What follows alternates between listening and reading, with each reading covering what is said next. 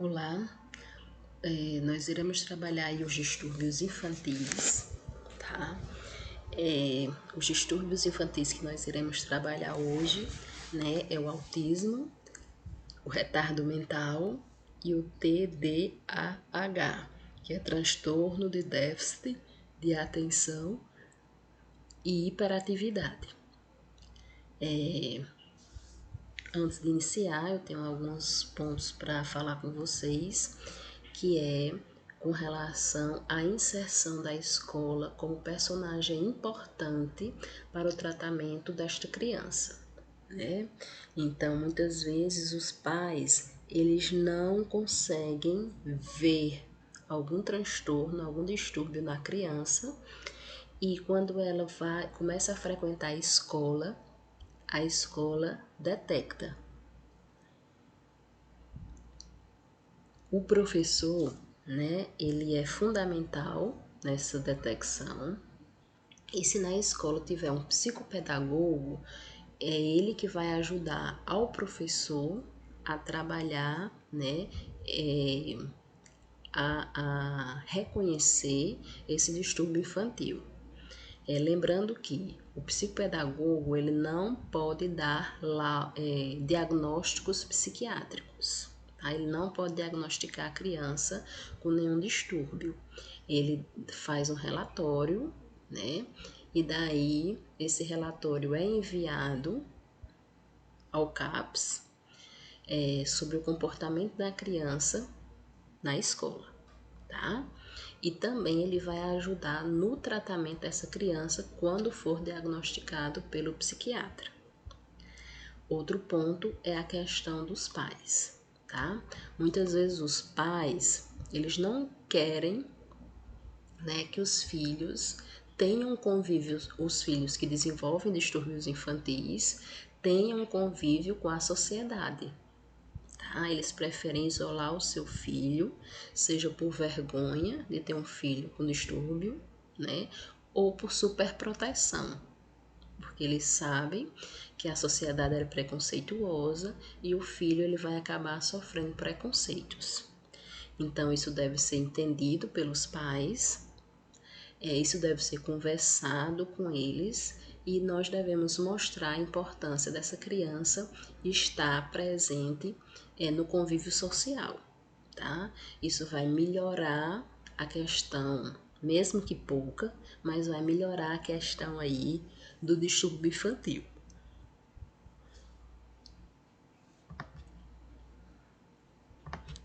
E daí nós vamos começar a trabalhar o autismo, tá?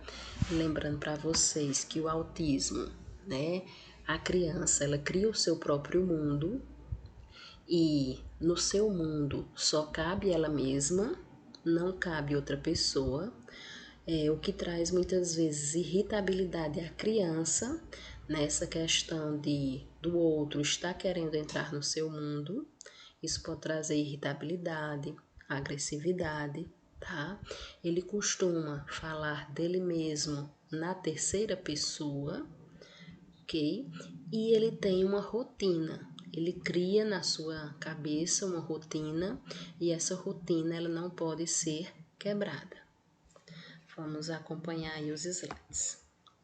Então, a apresentação clínica, nós temos o isolamento social extremo, que é a questão realmente de se criar esse mundo, né, de se criar, né, muitas literaturas vão se chamar assim de caixinhas, tá? Então eles criam as suas caixinhas e eles se colocam dentro delas e ele não permite a entrada de outra pessoa. Insistência em manter a rotina diária inalterada, tá? Então eles têm sua rotina. Essa rotina, quando quebrada, traz irritabilidade e agressividade da criança, tá?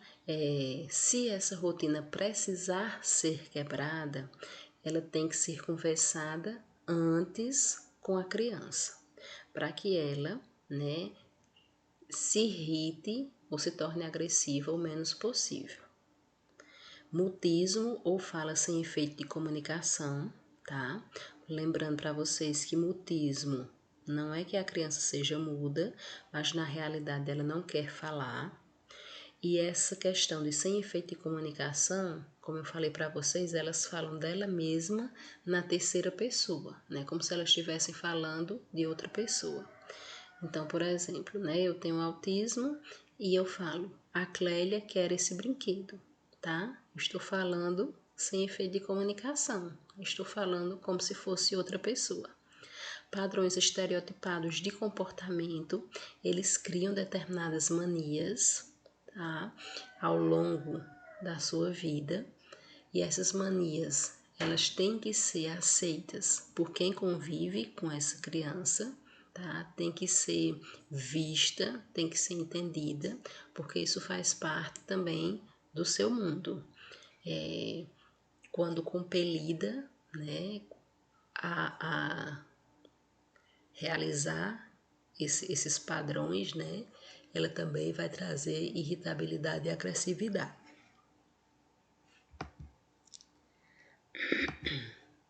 Desenvolvimento anormal da sociabilidade e comunicação, né? Realmente essa questão do convívio social, ela é difícil para a criança autista, tá?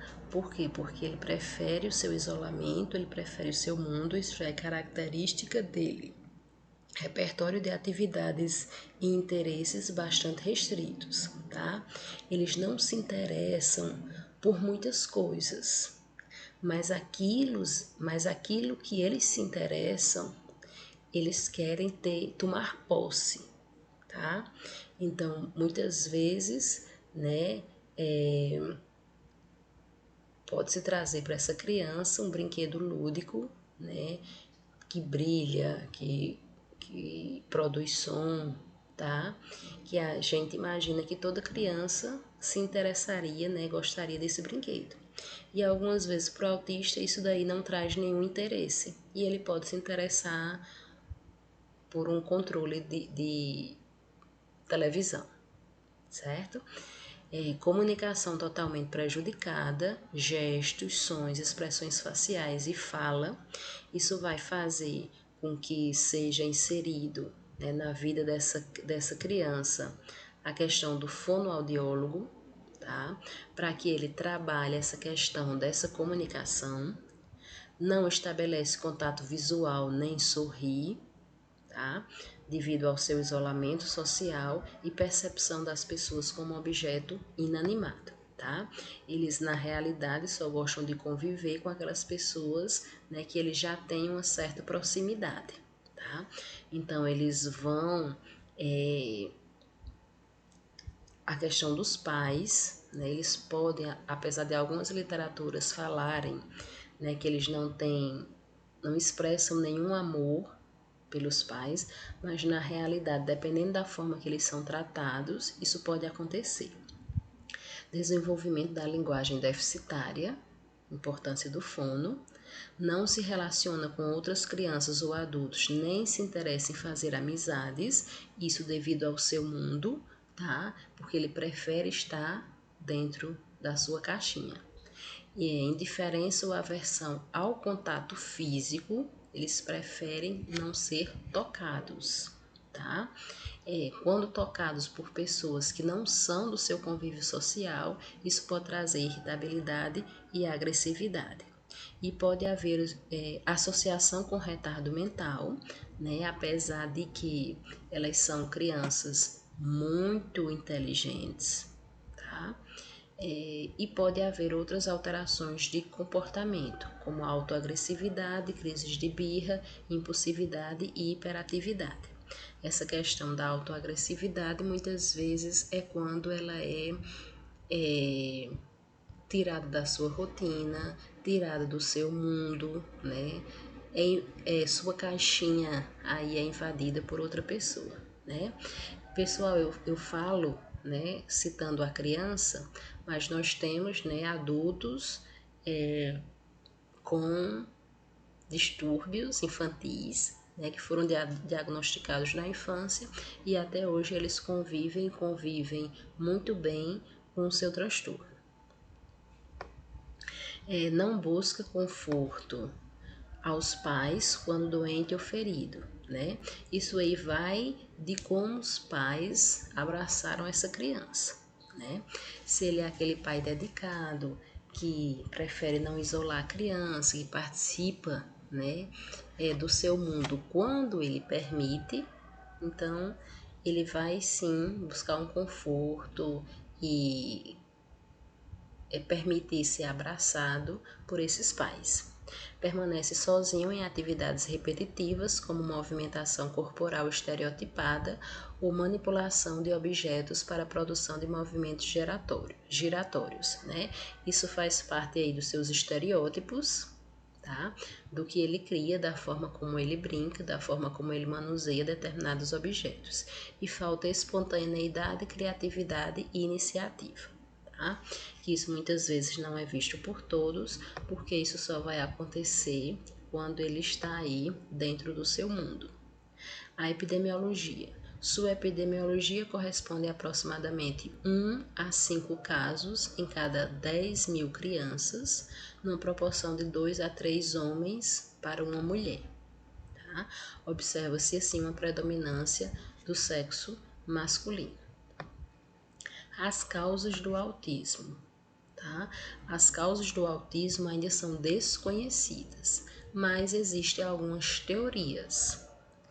As reações da criança autista em seu ambiente e meio social. Fala-se que o autista é assim porque não recebeu afetividade quando pequeno, que teve pais distantes, frios e demasiadamente intelectuais. E a outra teoria são as deficiências e anormalidades cognitivas. Parece existir alguma base neurológica que ainda que não esteja comprovada, tá? Então, a ciência ela ainda não especifica, né, uma causa pontual, mas a questão dos neurotransmissores aí ele vai estar presente no autismo, né? Porque o autista ele vai apresentar determinadas alterações no comportamento, alterações no humor, alterações na afetividade, tá? E isso são causados pelos neurotransmissores, pela diminuição dos neurotransmissores.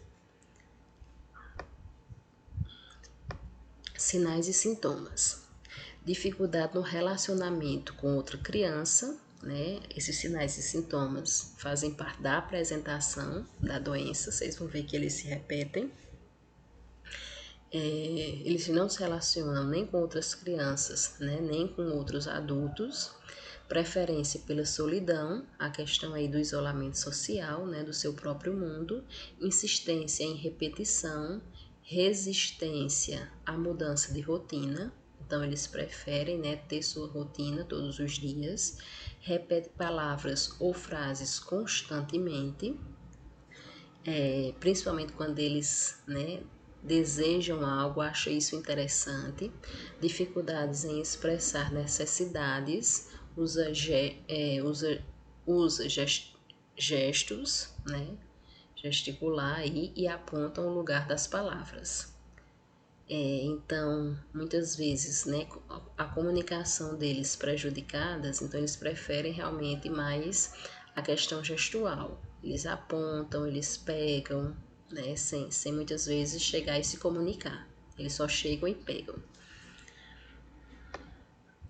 Excesso de raiva, demonstrando extrema aflição sem razão aparente, né? Principalmente essa raiva, ela vai trazer irritabilidade e agressividade, que ela pode ser causada por uma quebra de rotina, por alguém que esteja entrando, né, no seu mundo, né, entrando na sua caixinha.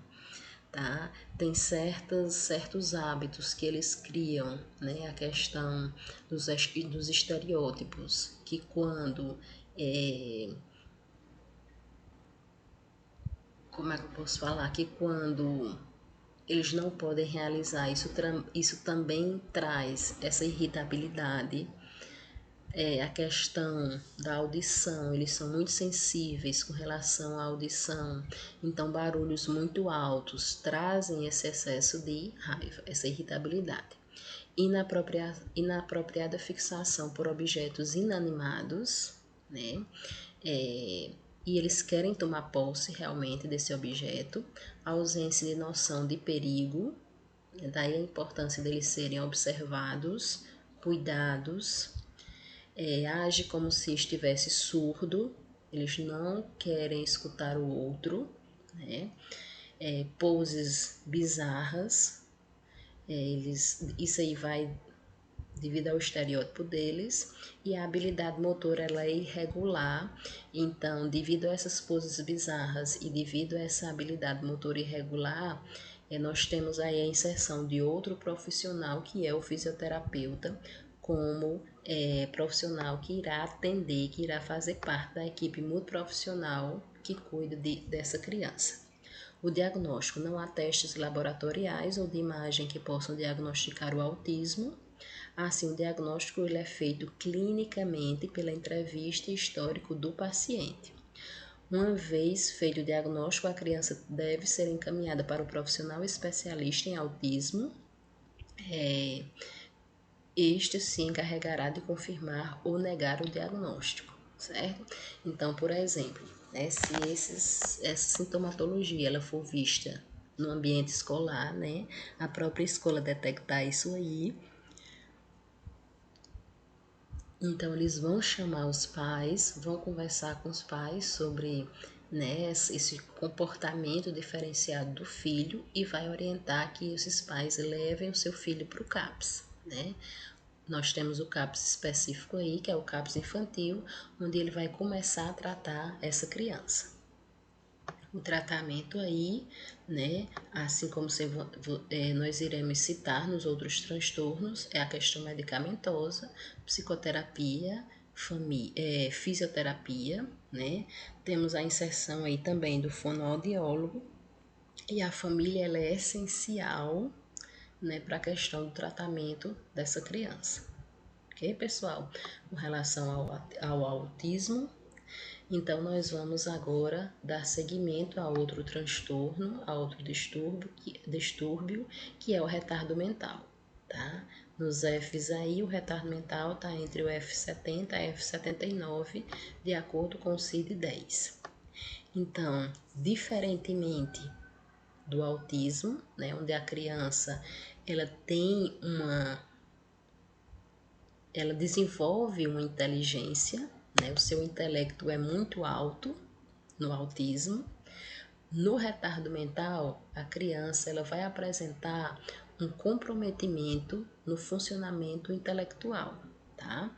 Então, o retardo mental é o funcionamento intelectual significativamente inferior à média, com manifestação antes dos 18 anos e limitações associadas a duas ou mais áreas de habilidades adaptativas. Então, o que é que quer dizer? O retardo mental, ele é caracterizado, né? Ele é conceituado com comprometimento intelectual, tá? Assim como, né, associado a isso, nós temos também o comprometimento de uma das habilidades normais do ser humano. Que habilidades são essas? Ele pode ter dificuldade, além de intelectual, na comunicação, no cuidado pessoal, habilidades sociais, utilização da comunicação, saúde e segurança, né, onde ele não vai ter a questão aí de noção do perigo, habilidades acadêmicas, né, muitas vezes ele não vai conseguir ultrapassar as séries escolares, lazer e trabalho, tá? Não vai conseguir realizar nenhum trabalho, né? Mesmo simples que seja. Então, pessoal, o paciente com retardo mental, a criança com retardo mental, ele vai ter alguns graus de dependência, tá? Por isso que o retardo mental ele tem uma classificação e essa classificação ele vai de acordo com a dependência dessa criança. Então, nós temos aí, né, crianças que vão ser totalmente dependentes do seu cuidador, dos seus pais, e algumas crianças que conseguem desenvolver algumas tarefas simples. Causas e fatores de risco. As causas e os fatores de risco que podem levar à instalação da deficiência mental são inúmeras e muitas vezes não se chega a definir qual a causa.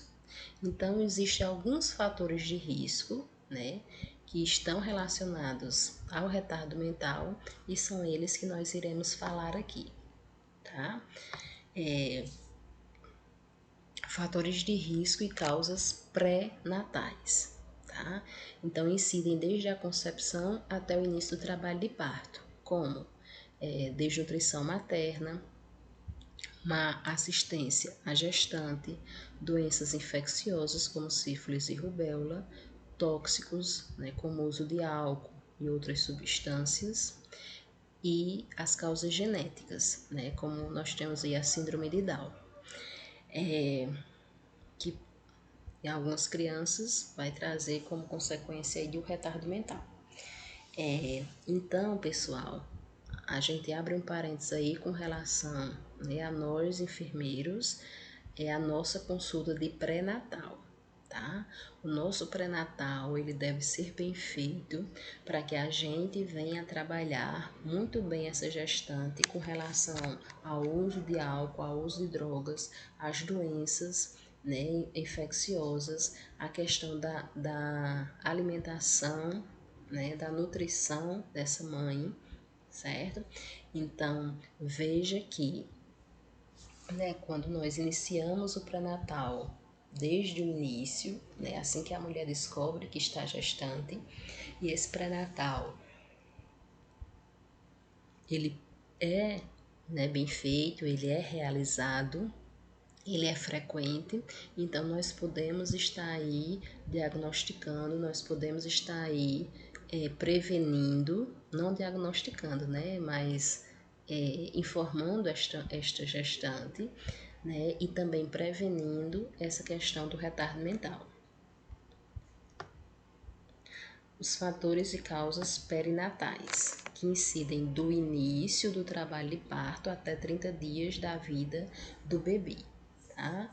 Entra aí a má assistência ao parto e traumas do parto, oxigenação cerebral insuficiente, que é a hipóxia cerebral, prematuridade e baixo peso e icterícia do recém-nascido.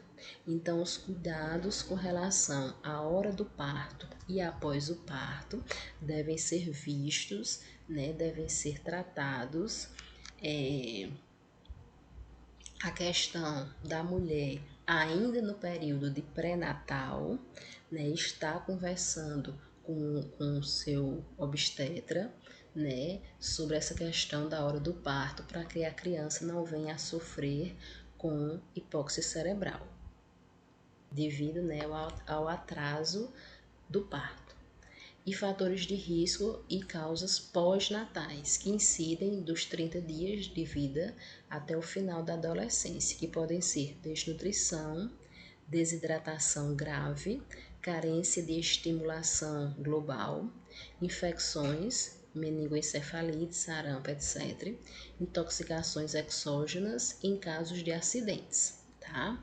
Então veja que nessa parte, nós já estamos trabalhando essa criança através da puericultura e nós devemos estar orientando a mãe quando nós detectamos, né, orientando os pais quando nós detectamos algo de errado dessa criança, né? A questão aí dos estímulos, quando esses estímulos estão ausentes ou estão em atraso, tá? Dos reflexos, isso deve ser orientado aí aos pais.